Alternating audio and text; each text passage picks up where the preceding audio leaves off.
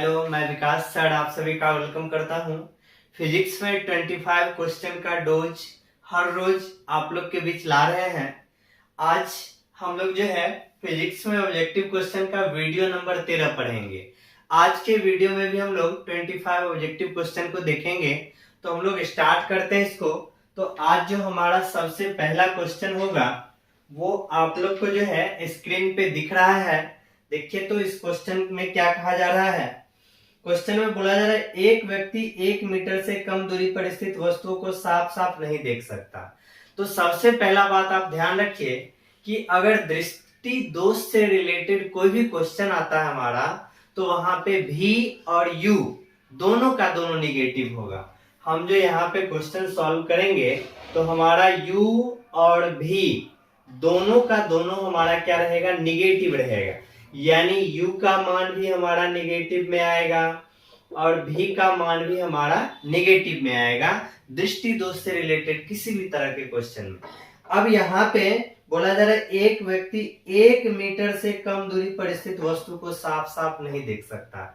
तो जहां पे साफ साफ नहीं देख सकता है वो हमारा होता है v और कितना है 1 मीटर। 1 मीटर मतलब हम लोग को पता है 100 सेंटीमीटर होता है और जहां तक देखना रहता है उसको हम लोग यू मानते हैं। देखिए यहाँ पे क्या है 25 सेंटीमीटर तक की वस्तुओं को साफ साफ देखने के लिए, तो जहां तक देखना रहता है उसको हम लोग यू मानते हैं। यू हमारा 25 सेंटीमीटर आ गया। और इस क्वेश्चन में बोला जा रहा है कि लेंस का क्षमता क्या होगा। तो यहाँ पे हम लोग निकालते हैं लेंस का क्षमता निकालने के लिए हर हाल में पहले फोकस दूरी चाहिए। तो फॉर्मूला हम लोग को पता है 1/f बराबर 1/v माइनस 1/u। तो यहाँ पे हम लोग लिख सकते हैं 1/-100 और माइनस यहाँ पे -25। तो यहाँ पे जब हम इसको सॉल्व करेंगे तो यहाँ पे 1/f का मान हमको दिख रहा है, यहाँ पे माइनस माइनस प्लस हो जाएगा, एलसीएम हमारा 100 हो जाएगा और यहाँ पे कितना आ जाएगा -1 और यहाँ पे +4। तो 1/f का मान हमको पता चल रहा है 3/100 और ये हमारा सेंटीमीटर में आ जाएगा। 1/f जो है इतना आ गया। अब यहाँ पे हमको कह क्या रहा है क्षमता निकालने के लिए, तो P बराबर हम लोग को पता है 1/f और लेंस की क्षमता जो होती है हमारा डायोप्टर में होता है और डायोप्टर हमारा मीटर इनवर्स 1 होता है। तो 1/f का मान 3/100 है। यहाँ पे हम लोग को मीटर में चाहिए, मीटर इनवर्स में चाहिए, क्योंकि डायोप्टर जो होता है 1 डायोप्टर बराबर होता है 1 मीटर इनवर्स 1 और लेंस की क्षमता हम लोग डायोप्टर में मापते हैं। तो यहाँ से जो हमारा होगा इसको मीटर इनवर्स 1 में कन्वर्ट करना होगा। तो 100 से यहाँ पे हम लोग गुना कर देंगे तो कट गया यहाँ पे, तो हमारा 3 डायोप्टर। यहाँ पे जो हमारा आंसर आ जाएगा वो क्या आ जाएगा 3 डायोप्टर। तो देखते हैं कौन सा ऑप्शन है। पहला का हमारा आंसर जो 3 डायोप्टर यानी ए नंबर आंसर है। तो पहला का हमारा क्या आ गया, ए नंबर आ गया। नेक्स्ट क्वेश्चन हमारा दूसरा नंबर है। दूसरा नंबर क्वेश्चन पे हम लोग चल रहे हैं। दूसरा क्वेश्चन में देखिए, दूसरा क्वेश्चन आपको स्क्रीन पे दिख रहा है। सेकेंड नंबर क्वेश्चन है इनमें कौन चयनात्मक अवशोषण द्वारा समतल ध्रुवित प्रकाश देता है। तो ऑप्शन हमारा है क्वार्ट्ज क्रिस्टल, पोलराइड, ए और बी और फिर हमारा इनमें से कोई नहीं। तो चयनात्मक समतल ध्रुवित प्रकाश जो होता है हमारा क्वार्ट्ज क्रिस्टल भी देता है और पोलराइड भी देता है। तो हमारा आंसर जो सी नंबर हो जाएगा। दूसरा का क्या आ जाएगा, सी नंबर। अब हम लोग चलते हैं next question third number. Third में बोला जा रहा है फ्रेनल दूरी ZF का मान होता है। तो फ्रेनल दूरी पता है a² होता है।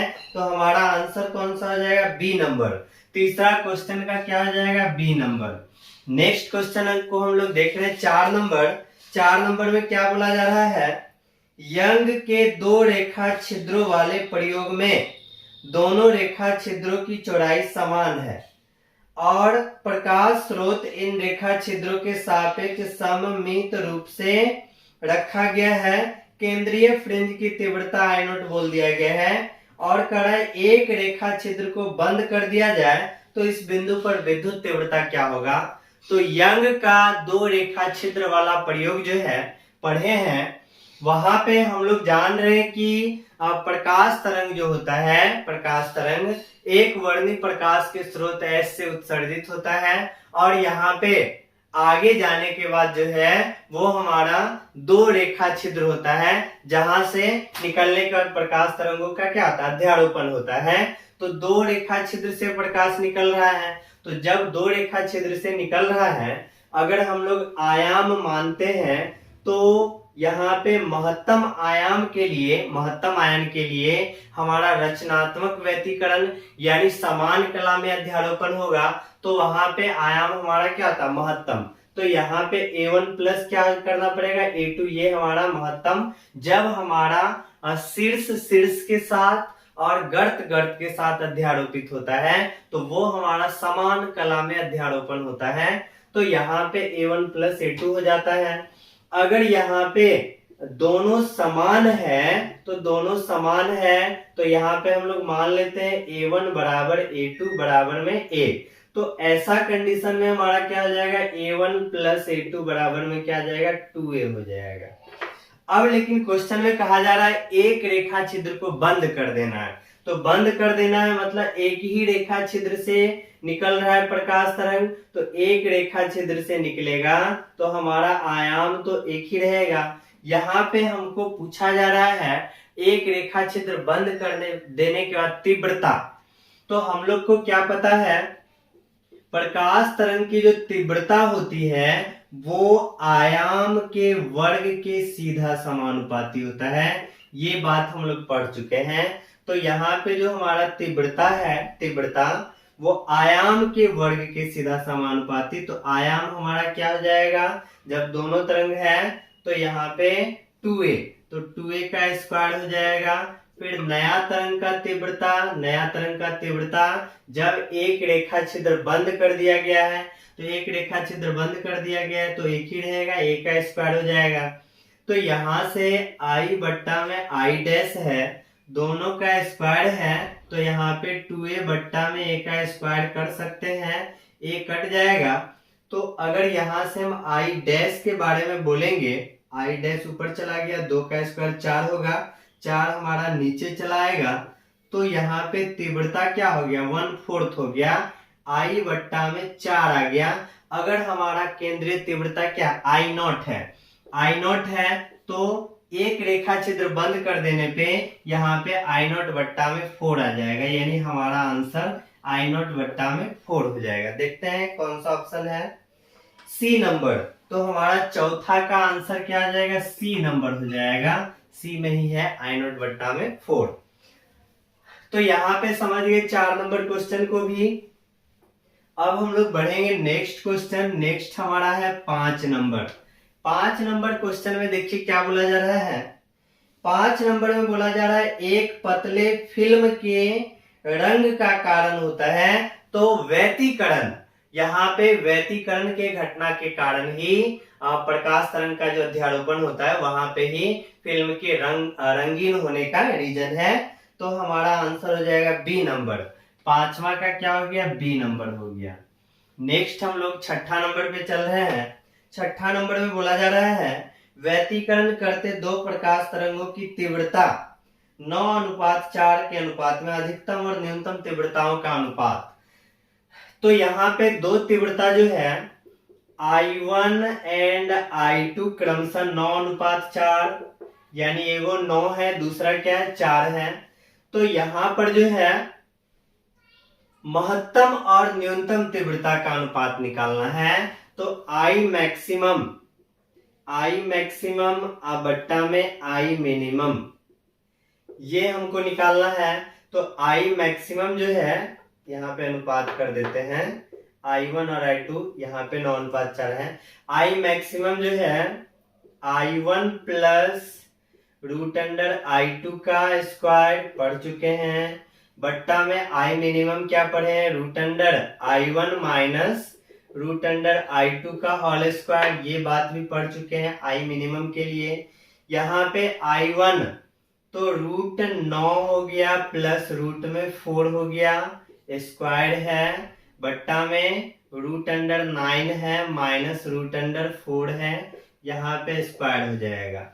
यहाँ पे हम लोग देख रहे हैं 3 + 2 का स्क्वायर, 3 2 कितना होगा 5, 5 का स्क्वायर 25 हो गया। यहाँ पे 3 - 2, 3 में से 2 गया तो कितना बचा 1, 1 का स्क्वायर कितना आ जाएगा 1। तो यहाँ पे हमारा 25 अनुपात में 1 हो जाएगा। देखते हैं कौन सा ऑप्शन है छठा का। छठा नंबर में 25 अनुपात 1 यानी पहला नंबर यानी ए नंबर आंसर। छठा का क्या हो जाएगा ए नंबर हो गया। 6 नंबर क्वेश्चन सॉल्व कर लिए हैं। अब हम लोग नेक्स्ट क्वेश्चन पे चल रहे हैं 7 नंबर। 7 में क्या बोला जा रहा है, 7 नंबर क्वेश्चन देखिए। क्वेश्चन में बोला जा रहा है 4000 एंगस्ट्रम तरंग दैर्ध्य, मतलब किसका मान दे दिया, लेमडा का मान दे दिया है 4000 एंगस्ट्रम है। और एंगस्ट्रम मतलब पता है 10 के पावर -10 मीटर हो जाता है। इसके बाद देखिए क्या दिया हुआ क्वेश्चन में, तरंग दैर्ध्य वाले प्रकाश का व्यवहार किया जाता है 1 मिलीमीटर चौड़ाई की फ्रिंज, यानी फ्रिंज की चौड़ाई जो है ना 1 मिलीमीटर। फ्रिंज की चौड़ाई को किससे दर्शाते हैं, बीटा से। और ये कितना 1 मिलीमीटर। मिलीमीटर मतलब पता है 10 के पावर -3 मीटर होता है। इसके बाद देखिए क्या बोला जा रहा है, 1 मीटर की दूरी पर रखे पर्दे पर प्राप्त होती है। यानी पर्दे की दूरी हमारा कितना 1 मीटर, तो कैपिटल डी हमारा क्या हो गया 1 मीटर हो गया। ये तो मीटर में ही है। फिर आगे देखिए, 2 कलाबद्ध स्रोत के बीच का विलगाव होना चाहिए, यानी यहाँ पे हमसे डी पूछा जा रहा है। तो यहाँ पे बहुत आसान है, फ्रिंज की चौड़ाई यानी बीटा का फॉर्मूला पढ़े, लेमडा डी बट्टा में डी, और हमसे डी पूछा जा रहा है तो लेमडा डी बट्टा में बीटा हो जाएगा। लेमडा का मान कितना है 4000 गुना 10 के पावर -10 हो गया। फिर हमारा कैपिटल डी का मान कितना है 1 मीटर है तो 1 रख दिए। बीटा का मान कितना है 1 गुना 10 के पावर -3। यहाँ पे हम लोग देख रहे हैं -3 है, जब ये ऊपर जाएगा तो +3 हो जाएगा। और यहाँ पे भी 4 पे 3 वो 0 है तो 3 3 6 हो गया, और 6 यहाँ पे -10 तो यहाँ पे हमारा -4 आ गया। अगर एक माइनस को हटा देते हैं तो 0.4 गुना 10 के पावर -3 मीटर, और इसी बात को हम लोग लिख सकते हैं 0.4 मिलीमीटर। 10 के पावर -3 हटा तो मिलीमीटर। तो हम देखते हैं कौन सा ऑप्शन है, 7 नंबर है 0.4 mm, यानी हमारा आंसर जो है डी नंबर। तो चौथा का क्या हो जाएगा, 7वां का क्या आ जाएगा डी नंबर। 7 नंबर का आंसर हम लोग देख लिए डी नंबर है। अब हम लोग नेक्स्ट क्वेश्चन की तरफ बढ़ रहे हैं। नेक्स्ट क्वेश्चन हमारा जो है 8 नंबर। 8 नंबर में देखिए क्या बोला जा रहा है, यंग के व्यतिकरण प्रयोग में कला संबद्ध स्रोत के बीच की दूरी 1 मिलीमीटर, यानी यहाँ पे हमारे पास स्मॉल डी का मान जो है 1 मिलीमीटर दे दिया गया है। 1 मिलीमीटर मतलब पता है 10 के पावर -3 मीटर। 8वां नंबर क्वेश्चन हम लोग देख रहे हैं। और इसमें फ्रिंज की चौड़ाई मतलब बीटा 5 मिलीमीटर। बीटा हमारा है 5 mm 5 मिलीमीटर, मतलब 5 गुना 10 के पावर -3 मीटर। इसके बाद क्या है क्वेश्चन में, 20 मिलीमीटर चौड़ाई की फ्रिंज को प्राप्त करने के लिए स्रोत के बीच का जो दूरी होना चाहिए वो हमको निकालना है। तो यहाँ पे देखिए, यहां से सबसे पहले जो है हम लोग बीटा का फॉर्मूला लगाते हैं, लेमडा डी बट्टा में डी। तो यहां से अगर हमको लेमडा डी बोला जाए तो स्मॉल डी गुना बीटा हो जाएगा। तो यहां से हम लोग देख रहे हैं लेमडा डी का मान कितना निकलेगा, डी हमारा कितना है 1 गुना 10 के पावर -3, और बीटा हमारा कितना है 5 गुने 10 के पावर -3। तो यहां से हम दिख रहा है 5 गुने 10 के पावर -6 मीटर हो गया। फिर क्वेश्चन में कहा जा रहा है कि हमारा जो फ्रिंज का चौड़ाई है वो कितना दिया हुआ है क्वेश्चन में, 20 मिलीमीटर। 20 मिलीमीटर है और यहाँ से हमको डी निकालना है, और लेमडा डी का मान तो यहाँ से निकल गया, तो फॉर्मूला लगाते हैं बीटा बराबर लेमडा डी बट्टा में डी। तो यहाँ से हमको डी निकालना है, तो लेमडा डी बट्टा में ये हमारा बीटा आ जाएगा।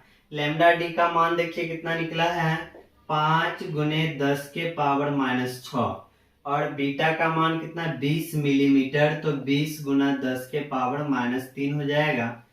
यहाँ पे अगर हम इसको कट करेंगे तो 5 से कितना बार में, 4 बार में कट गया, और ये -3 हमारा है ऊपर जाएगा तो +3 हो जाएगा।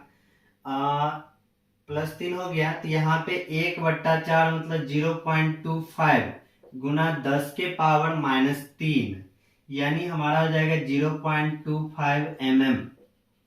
देखते हैं कौन सा ऑप्शन है 0.25 mm है, तो हमारा ऑप्शन क्या है, सी नंबर। 8 का क्या आ जाएगा, सी नंबर आ जाएगा। 8 नंबर में देख लिए कि हमारा क्या आंसर है, सी। अब इसको जो है फिर मिटाते हैं, नेक्स्ट क्वेश्चन पे हम लोग चलते हैं। सब क्वेश्चन जो है ध्यान से देखिए, बनाइए, समझिए इसको। क्वेश्चन जो है इसी सब टाइप का रहता है, संख्यात्मक मान चेंज भी रह सकता है या सेम भी दिया जा सकता है। अब हमारा जो है 9 नंबर क्वेश्चन है। 9 नंबर क्वेश्चन में बोला जा रहा है 0.01 गुना 10 के पावर माइनस 2 मीटर से विलग 2 कलाबद्ध स्रोत, यानी डी का मान हमारा हो गया, स्मॉल डी का मान 0.01 गुना 10 के पावर माइनस 2 मीटर, यहाँ पे लिख दिए। इसके बाद बोला जा रहा है 0.6 गुना 10 के पावर माइनस 2 मीटर चौड़ी फ्रिंज, यानी बीटा का मान जो हमारा हो गया 0.6 गुना 10 के पावर माइनस 2 मीटर, इसका मान हो गया बीटा का। इसके बाद 1 मीटर की दूरी पर रखा पर्दा, तो पर्दा का दूरी हमारा हो गया 1 मीटर, कैपिटल डी हो गया हमारा 1 मीटर। क्वेश्चन में क्या पूछा जा रहा है, व्यवहार किए गए प्रकाश का तरंग दैर्ध्य पूछा जा रहा है, तो तरंग दैर्ध्य हमारा लेमडा हो गया। यहाँ भी आसानी से निकल सकता है, बीटा बराबर लेमडा डी बट्टा में डी, हमसे लेमडा पूछा जा रहा है, तो बीटा डी बट्टा में कैपिटल डी आ जाएगा, ये हमारा ऊपर चला गया, ये हमारा नीचे आ गया। बीटा का मान देखिए क्वेश्चन में कितना है, 0.6 गुना 10 के पावर माइनस 2 है। स्मॉल डी का मान क्या है, 0.01 गुना 10 के पावर माइनस 2 है, और बट्टा में कैपिटल डी कितना है हमारा, 1 मीटर है। यहाँ पे गुना कर देते हैं, 6 से जब इसको गुना करेंगे 0.006, और यहाँ पे हमारा कितना आ जाएगा, -2 और -2 -4, इतना हमारा मीटर आता है। देखते हैं आंसर किस रूप में है, 9 नंबर है। आंसर हमारा 6 के रूप में है, तो यहाँ पे 6 के रूप में लाना है, तो देखिए यहाँ पे 1 2 3, तो 6 गुना 10 के पावर, यहाँ से 3 कर देंगे, 3 दशमलव यहाँ पे आगे किए, तो यहाँ पे हमारा आ जाएगा 3, यहाँ पे घटा देंगे, तो कितना आ जाएगा, -7 मीटर। 6 गुना 10 के पावर -7 मीटर, तो हमारा आंसर क्या है, सी नंबर। नम्मा का क्या हो जाएगा, सी नंबर आंसर हो गया। तो इस तरह से 9th नंबर क्वेश्चन को भी हम लोग सॉल्व कर लिए।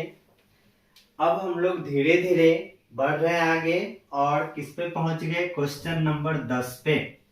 क्वेश्चन नंबर 10 देखिए तो क्या बोला जा रहा है, 10 में बोला जा रहा है किसी प्रिज्म की वर्ण विक्षेपण क्षमता निर्भर करती है। ऑप्शन है अपवर्तन कोण पर, पदार्थ की प्रकृति पर, प्रिज्म के आधार की चौड़ाई पर, तो आपतन कोण पर। तो वर्ण विक्षेपण हमारा प्रिज्म के पदार्थ की प्रकृति, वर्ण विक्षेपण यानी वहां पे जो विभिन्न रंग विक्षेपण हो रहा है, विभिन्न कलर में विभक्त हो रहा है, तो वहां पे प्रिज्म के प्रकृति पे, हमारा प्रिज्म किस प्रकृति का है इस पे डिपेंड करता है। तो आंसर हमारा क्या आ जाएगा 10 नंबर का बी। 10 का आंसर क्या आ गया बी। नेक्स्ट क्वेश्चन देखिए तो 11 में बोला जा रहा है जब पानी की सतह पर तेल की एक बूंद फैला दी जाती है तब सूरज के प्रकाश में अनेकों सुंदर वर्ण दिखलाई पड़ते हैं, इसका कारण है प्रकाश का व्यतिकरण। व्यतिकरण की घटना के कारण ही जल के सतह पर तेल का कण जो रंगीन दिखाई देता है। तो व्यतिकरण हो जाएगा हमारा सी नंबर हो जाएगा। 11 का क्या हो गया सी। नेक्स्ट क्वेश्चन देखिए 12 नंबर। 12 में बोला जा रहा है प्रकाश का व्यतिकरण संभव है। तो प्रकाश का व्यतिकरण कब संभव है। ए में है दो स्वतंत्र प्रकाश स्रोतों द्वारा, बी में है केवल एक ही मूल स्रोत से प्राप्त समान तरंगदैर्घ्य के दो तरंगों द्वारा, केवल स्वतंत्र तरंगों के भिन्न भिन्न तरंगों द्वारा, इनमें से कोई नहीं। तो प्रकाश का व्यतिकरण जो संभव है वो समान तरंगदैर्घ्य के दो तरंगों द्वारा, यानी एक ही मूल स्रोत से प्राप्त समान तरंगदैर्घ्य के दो तरंगों द्वारा संभव है व्यतिकरण का घटना। तो 12 का आंसर क्या आ जाएगा बी नंबर हो जाएगा। 12 का आंसर बी नंबर हो गया। अब हम चलते हैं नेक्स्ट 13 नंबर। फ्रिंज की चौड़ाई दूरी है। तो फ्रिंज की चौड़ाई पढ़े, फ्रिंज की चौड़ाई, तो फ्रिंज की चौड़ाई पढ़े थे दो क्रमागत काली धारी यानी काली फ्रिंज या चमकीली धारी यानी चमकीली फ्रिंज के बीच की जो दूरी होती है वही हमारा फ्रिंज की चौड़ाई होती है। तो यहाँ पे क्वेश्चन है केवल दो काली, ऑप्शन जो है केवल दो काली फ्रिंज गलत है, केवल किन्हीं दो चमकीली फ्रिंज ये भी गलत है, किन्हीं दो क्रमवर्ती काली या चमकीली फ्रिंजों के बीच की दूरी। तो हमारा यही हो जाएगा 13 नंबर का क्या आ जाएगा सी नंबर। 13 का हमारा आंसर क्या आ गया सी आ गया। नेक्स्ट हम लोग चल रहे हैं 14 नंबर क्वेश्चन पे। 14 नंबर क्वेश्चन में देखिए दो कला संबद्ध स्रोत के कारण प्रकाश के व्यतिकरण में फ्रिंज की चौड़ाई होती है। तो तरंगदैर्घ्य के सीधा समानुपाती तरंगदैर्घ्य फ्रिंज की चौड़ाई हम लोग पढ़े हैं बीटा बराबर होता है लैम्डा डी बट्टा में डी। तो फ्रिंज की चौड़ाई जो होता है तरंगदैर्घ्य के सीधा समानुपाती होता है। 14 का देखिए ए नंबर ही ऑप्शन है। 14 का क्या आ जाएगा ए नंबर हो जाएगा। बी में है व्युत्क्रमानुपाती गलत है, तरंगदैर्घ्य के वर्ग के समानुपाती सी भी गलत है, वर्ग के व्युत्क्रमानुपाती डी भी गलत है। तो हमारा आंसर क्या आ जाएगा 14 का ए नंबर। फ्रिंज की चौड़ाई जो होता है तरंगदैर्घ्य के सीधा समानुपाती होता है। 14 का क्या हो गया ए नंबर हो गया। नेक्स्ट क्वेश्चन हम चल रहे हैं 15 नंबर पे। 15 नंबर में देखिए क्या बोला जा रहा है जब स्रोत और पर्दे के बीच की दूरी बढ़ा दी जाए तो फ्रिंज की चौड़ाई भी बढ़ जाएगा। स्रोत से और पर्दा के बीच का दूरी अगर बढ़ा दे तो फ्रिंज का भी चौड़ाई बढ़ जाएगा। यंग के द्विच्छ्री प्रयोग में पढ़े थे हमारे पास यहाँ से प्रकाश स्रोत से सबसे पहले एक वर्णी प्रकाश स्रोत था और यहाँ से फिर आगे बढ़ा था। तो ये यहाँ से दो रेखा छिद्र से प्रकाश निकल रहा था और यहाँ पे जो पर्दा था इसी पर्दा पे हम लोग को ब्राइट डार्क फिर डार्क इस तरह से फ्रिंज जो है प्राप्त हो रहा था। Bright dark bright dark bright dark इस तरह से फ्रिंज प्राप्त हो रहा था। पर्दा का दूरी और अगर हम लोग बढ़ा देते हैं तो फ्रिंज की चौड़ाई भी क्या आ जाएगा बढ़ जाएगा, निश्चित रूप से बढ़ जाएगा। तो हमारा आंसर क्या आ जाएगा कौन सा नंबर था 15। 15 का ए बढ़ती है। 15 में क्या आंसर हो जाएगा ए बढ़ती है। अब हम लोग चल रहे हैं नेक्स्ट क्वेश्चन हमारा है 16 नंबर। 16 में देखिए क्या बोला जा रहा है यदि प्रकाश का तरंगदैर्घ्य लैम्डा दो कला संबंध स्रोत के बीच की दूरी डी तथा पर्दा एवं स्रोत के बीच की दूरी कैपिटल डी तो व्यतिकरण फ्रिंज की चौड़ाई का समीकरण तो लैम्डा डी बट्टा डी फॉर्मूला कितना बार अभी हम लोग यूज कर चुके हैं। तो सी नंबर आंसर हो जाएगा। फ्रिंज की चौड़ाई लैम्डा डी बट्टा डी सी नंबर आंसर हो जाएगा। तो यहाँ पे अब हम लोग 17 नंबर क्वेश्चन में समपोषी व्यतिकरण के लिए तरंगों का पथांतर। तो समपोषी व्यतिकरण को ही हम लोग जो है ना रचनात्मक व्यतिकरण कहते हैं। समपोषी व्यतिकरण बोलिए या रचनात्मक व्यतिकरण बोलिए। तो रचनात्मक व्यतिकरण में पथांतर जो है पढ़ चुके हैं, डेल पी जो हमारा होता है रचनात्मक व्यतिकरण में 2n गुना लेमडा बाय 2, यानी इसी बात को 2n जहां पे है इसी बात को हम लोग बोल सकते हैं सम गुना में लेमडा बाय 2, यानी रचनात्मक व्यतिकरण बोलिए या समपोषी व्यतिकरण बोलिए, इसमें पथांतर जो होता है वो लेमडा बाय 2 का सम गुणज यानी लेमडा बाय 2 का 2n गुना होता है। तो देखिए क्या इसमें बोला जा रहा है, समपोषी व्यतिकरण के लिए तरंगों का पथांतर होना चाहिए, तो लेमडा बाय 2 का विषम गुणज पहला तो होगा नहीं, लेमडा बाय 2 का सम गुणज यानी बी नंबर आंसर हो जाएगा। 17 का हमारा क्या हो गया, बी नंबर हो गया। 17 का आंसर बी नंबर है। नेक्स्ट क्वेश्चन पे हम लोग चल रहे हैं 18 नंबर। 18 नंबर में देखिए क्या बोला जा रहा है, यंग के दो छिद्र प्रयोग में रचनात्मक व्यतिकरण उत्पन्न करने वाली तरंगों के बीच का पथांतर का मान नहीं होता है। रचनात्मक व्यतिकरण पथांतर का मान नहीं होता है। तो हम लोग पढ़े दो व्यतिकरण, एक हमारा रचनात्मक होता है और दूसरा हमारा विनाशी होता है। तो रचनात्मक में पथांतर जो हम लोग पढ़े हैं डेल पी बराबर 2n गुना लेमडा बाय 2, ये हम लोग पढ़े हैं। और विनाशी व्यतिकरण में पढ़े हैं डेल पी बराबर हो जाएगा 2n प्लस 1 और लेमडा बाय 2। तो ये हमारा विनाशी व्यतिकरण के लिए और ये हमारा क्या विषम है, विषम गुना लेमडा बाय 2। तो 2n प्लस 1 लेमडा बाय 2 हर हाल में किसका होगा, विनाशी का होता है, विनाशी का। तो क्वेश्चन में देखो क्या बोला जा रहा है, कौन जो है ना यहाँ पे रचनात्मक नहीं है। तो हमारा जो ऑप्शन है, तो ऑप्शन में यहाँ पे दिख रहा है डी नंबर, देखिए डी नंबर में दिख रहा है 2n प्लस 1 लेमडा बाय 2। तो ये हमारा रचनात्मक का कभी नहीं हो सकता है, ये किसका होता है, विनाशी का होता है। तो हमारा आंसर क्या आ जाएगा, डी नंबर हो जाएगा। 18 का क्या हो गया, डी नंबर। डी नंबर जो ऑप्शन है वो हर हाल में विनाशी का होगा, रचनात्मक का कभी नहीं होगा। तो 18 नंबर क्वेश्चन भी हम लोग सॉल्व कर लिए हैं। अब हम लोग चलते हैं 19 नंबर क्वेश्चन। 19 में देखिए तो 19 में बोला जा रहा है विनाशी व्यतिकरण के लिए पथांतर बराबर होता है, तभी फॉर्मूला पढ़े विषम गुना लेमडा बाय 2, मतलब 2n plus 1 into lambda by 2। तो हमारा आंसर 19 का क्या हो जाएगा, बी नंबर हो जाएगा। 19 का क्या हो गया, बी नंबर। नेक्स्ट हम लोग चल रहे 20 नंबर।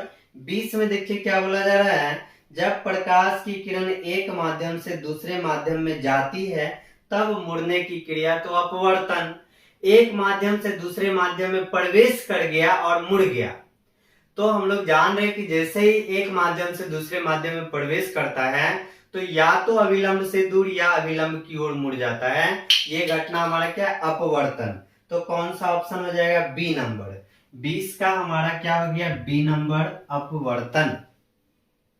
20 में बी हो गया अपवर्तन। अब 21 नंबर में देखिए क्या कहा जा रहा है, 21 में यंग के दो रेखा छिद्रों वाले प्रयोग में एक रेखा छिद्र के सामने टी मोटाई तथा म्यू अपवर्तनांक से बने एक प्लेट को रख दिया जाता है। फ्रिंज पैटर्न के केंद्र पर प्रकाश तीव्रता शून्य करना है, केंद्र पर प्रकाश तीव्रता शून्य भी करना है, तो न्यूनतम मोटाई होना चाहिए। अगर टी मोटाई है तो यहाँ पे पथांतर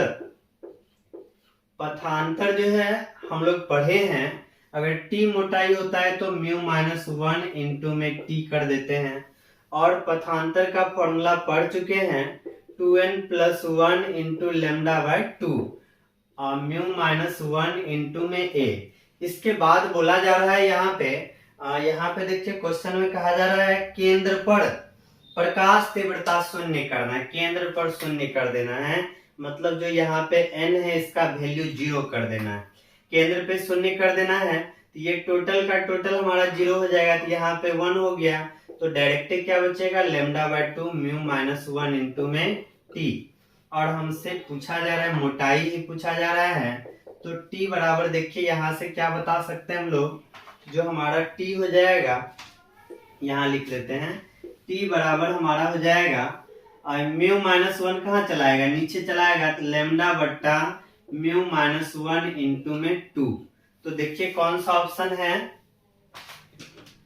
तो ऑप्शन जो हमारा है लेमडा बट्टा म्यू माइनस वन इंटू 2, तो हमारा डी नंबर ऑप्शन है। यहाँ पे दो जो है ना पहले ही कर देते हैं, कोई दिक्कत नहीं है, पहले रहे या बाद में रहे। तो हमारा ऑप्शन जो है 21 नंबर का क्या आ जाएगा, डी हो जाएगा।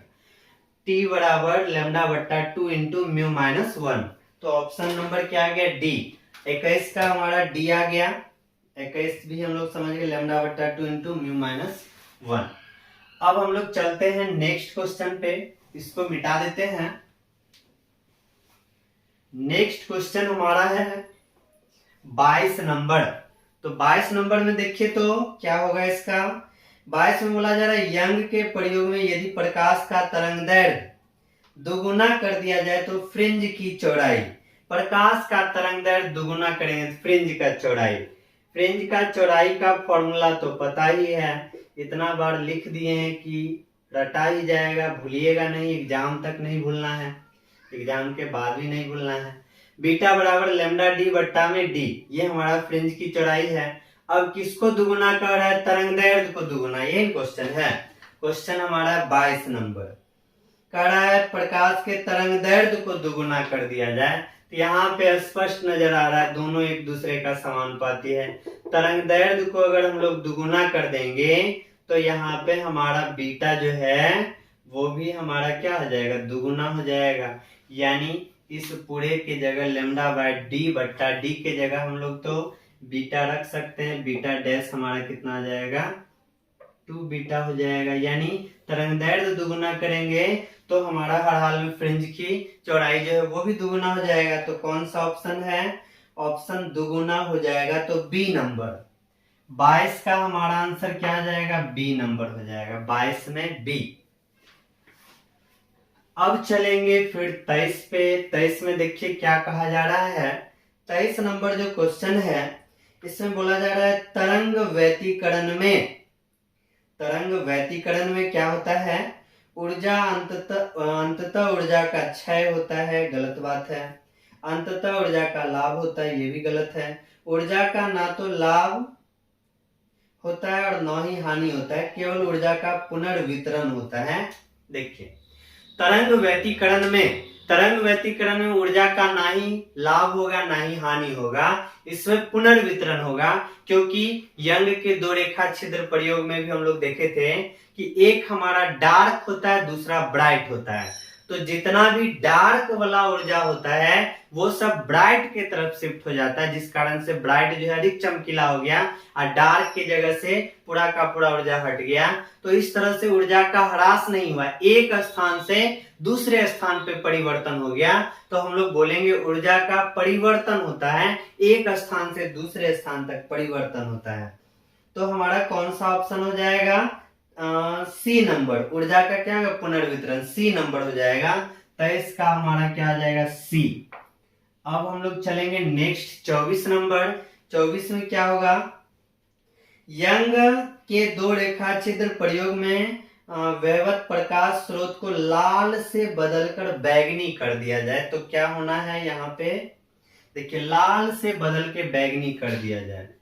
लाल से किस में कन्वर्ट कर दिया जाए, बैगनी में कन्वर्ट कर दिया जाए। तो यहाँ पे क्या हो सकता है, तो फ्रिंज की चौड़ाई हम लोग पढ़े हैं, बीटा बराबर लेमडा डी बट्टा में डी, ये चीज पढ़े हैं।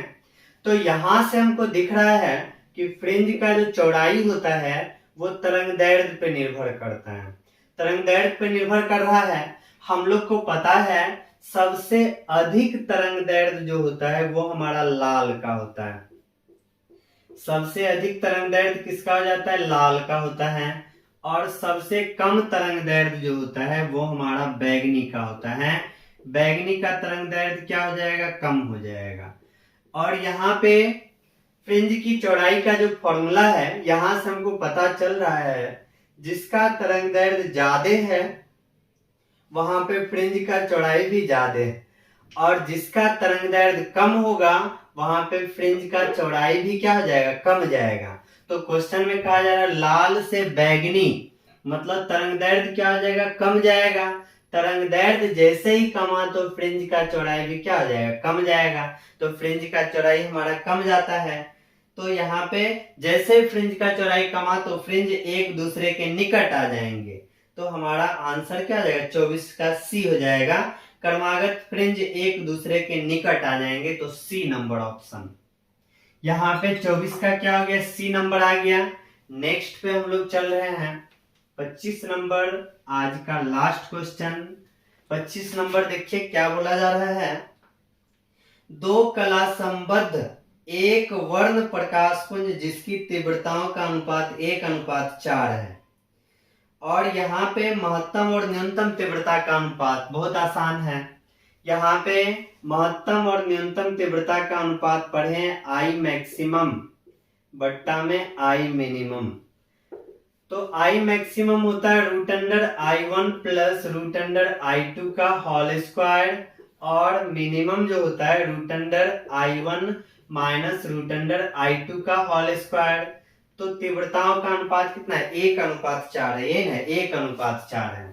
तो I1 हमारा 1 है और I2 हमारा कितना है, 4 है। इसका स्क्वायर कर दिए, बट्टा में I1 हमारा 1 है और I2 हमारा कितना है, 4 है। इसका भी स्क्वायर कर दिए। यहां से 1 निकलेगा, यहां से 2, तो 2 1 3, 3 का स्क्वायर कितना हो जाएगा, 9। यहां से 1 निकलेगा और यहां से हमारा 2 निकलेगा, तो 1 में से 2 घटा दिए तो हमारा -1, -1 का स्क्वायर कितना हो जाएगा, 1 हो जाएगा। तो यहां से हमारा अनुपात 9:1। तो देखिए 25 का कौन सा हो जाएगा, 9:1। तो 25 का हमारा डी नंबर हो जाएगा। तो आज का 25 ऑब्जेक्टिव क्वेश्चन पूरा कर लिए हैं, और सभी ऑब्जेक्टिव को निश्चित रूप से देखिए, निश्चित रूप से इसमें अगर किसी तरह का दिक्कत हो तो बोलिए। और सभी ऑब्जेक्टिव क्वेश्चन जो है बोर्ड की दृष्टिकोण से काफी इंपॉर्टेंट क्वेश्चन बता रहे हैं। तो आज भी हमारा 25 ऑब्जेक्टिव क्वेश्चन का डोज जो है पूरा हो गया। फिर मिलते हैं नेक्स्ट वीडियो में नेक्स्ट 25 क्वेश्चन के साथ। धन्यवाद।